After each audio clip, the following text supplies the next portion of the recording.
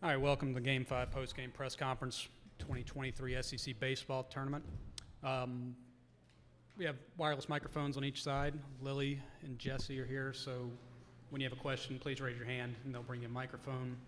Joined today by South Carolina head coach Mark Kingston and first-team All-SEC outfielder Ethan Petrie. Coach, if you wouldn't mind giving an open statement, and then we'll go to questions directly for Ethan. Yeah. For the first half of that game, it was a really good ball game. Both teams were pitching well, playing good defense. There were no errors in that game today, and it was close.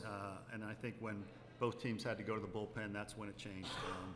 We were very inconsistent out of the bullpen. I thought the guys that came in made some big pitches, but my message to the team afterwards was it's got to be about consistency. What you can show what you do, but you've got to do it over and over. And I just thought, their guys were a little bit better out of the bullpen, a lot better today, and I think that was the difference in the ball game. All right, we'll start with questions for Ethan over here on the front row on the right. Ethan, Michael Lanano with the State newspaper. Seemed like you're seeing the ball really well today, a lot of good at-bats. Just where has your confidence been over these last few weeks, and where are you right now in terms of how you're feeling at the plate and seeing the ball? I'm feeling pretty good right now. I've been struggling lately, and I just kept working hard and trusting my teammates around me, and just kept the course, and now I'm getting back to it, and just looking forward to the next game. Next to him on the right.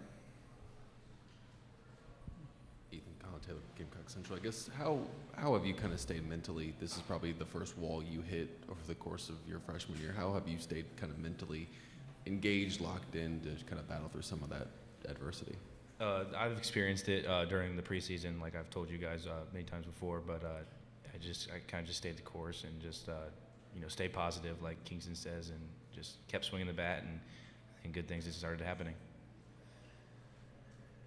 On the far right, second row. Alan Cole, Gamecocks Scoop. You had a homer today. You had a game-winning hit last Saturday. How much can putting a week together like this, coming out of a slump, help you mentally going into a regional next weekend? We're just staying confident, and we're just ready to get back to work. On the far left. John Whittle, the Big Spur. How deflating was that inning? I think it was the fifth or sixth when left the bases loaded there with one out. It was pretty deflating, but it's just stuff happens like that in baseball, and we had plenty of other innings to score. Just the fifth inning isn't the only inning to score. In the front row.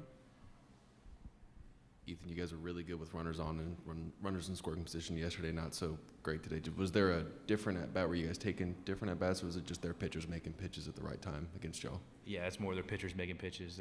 They got elite pitchers, and they just made pitches, and we try to do too much with them, and it just happens. All right, are there any other questions for Ethan? All right, be excused. Thank you very much for your time. All right, open up for questions for Coach. We're on the front row. Mark, what happened with Cole there in the second inning, and how's he doing? Yeah, he got a foul tip, and it jolted him a little bit. So he is in a concussion protocol. So we'll have to evaluate that day to day. As a Dolphins fan, I'm pretty familiar with that. So we'll hope for the best. Over on the left. Just for clarity, was he diagnosed with a concussion, or? I want to hear it officially from the doctor, but in terms of talking to the athletic trainer, that is the impression I was given, and so we took the safe route to get him out of the game. Right. And also, what went into the decision to start Eli today, and how did you think he performed on short rest? I thought he did fine. I mean, he gave us 4 innings on less than 70 pitches. Our target in terms of number of pitches for him was going to be 60 to 70. We were in the ball game. We were in the ball game, and that's what we asked. And who we used after him was going to be dependent on the pace of the game and the score of the game. It just didn't work out great after he came out of the game, but I thought he gave us a chance to win with how he pitched. In the front row, far right. Along those lines, do you have a sense of who might be available tomorrow, who could go for you guys starting wise? Well, you a lefty or a righty, Michael? You're a righty? Okay, you're on the list. Do we have any lefties out there? No. We'll go back to the hotel. We'll look at the guys, again, that we think are capable and available, and we'll come up with something later on. Also in the front row. I am a lefty if you need me to throw a little bit. You are, Yeah, Colin. Well, you tomorrow. need to step up when we ask. You Yeah. can't Yeah. be quiet. You got to step up. Was there any thought to maybe starting Proctor in that 5th inning, and just what did you see from him? He just didn't seem to have today. No, there was, I mean, again, we wanted to get Eli to a certain spot. We knew that it was against that team. That's a very good offensive team, clearly, and they grind you out. So you've got to look at what's in front of you in that inning, but you've also got to look at how many outs you still have left to get in that ball game. And because of that, we just felt like try to get a little bit more out of Eli within his pitch count, and then we'll hand the ball to Proctor. And look, Proctor has been tremendous for us all year. Just didn't have it today for whatever reason. He wasn't throwing with the command that he usually does. It's going to happen at times. Hasn't happened very often for him, but it did today. And again, it's just one of those things. I think the decisions we made were right, but it just sometimes doesn't work out. In the far right, second row. You mentioned looking for more consistency, obviously beyond just results, 9 runs yesterday, 3 today. What are your kind of signs of consistency for this team, maybe beyond just the scores going into the I'm regional sorry, this I'm weekend? having a hard time with the door open. Yeah, can we I'm sorry. pull the door, if you guys wouldn't mind? Thank you. What are your signs of consistency in your mind beyond just maybe what the final scores are? What are you kind of looking for to establish going into the next weekend? Well, we know what we look like when we're playing at our best.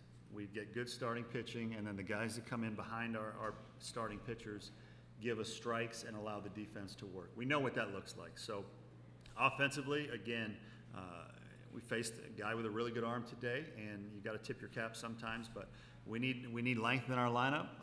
We need guys that are taking quality at bats, and we've done that some as of late, but not as much as we need to. But the defense, we've made all the routine plays.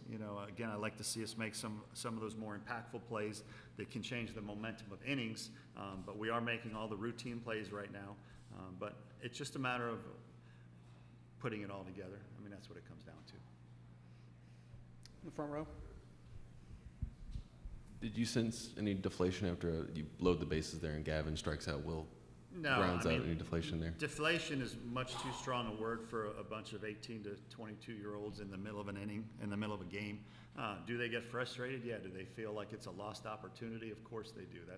Look, everybody does. But deflation means you're about ready to give up, and this team never gets that. All right, any more questions for Coach? If not, thank you for your time, Coach. Okay, thank you.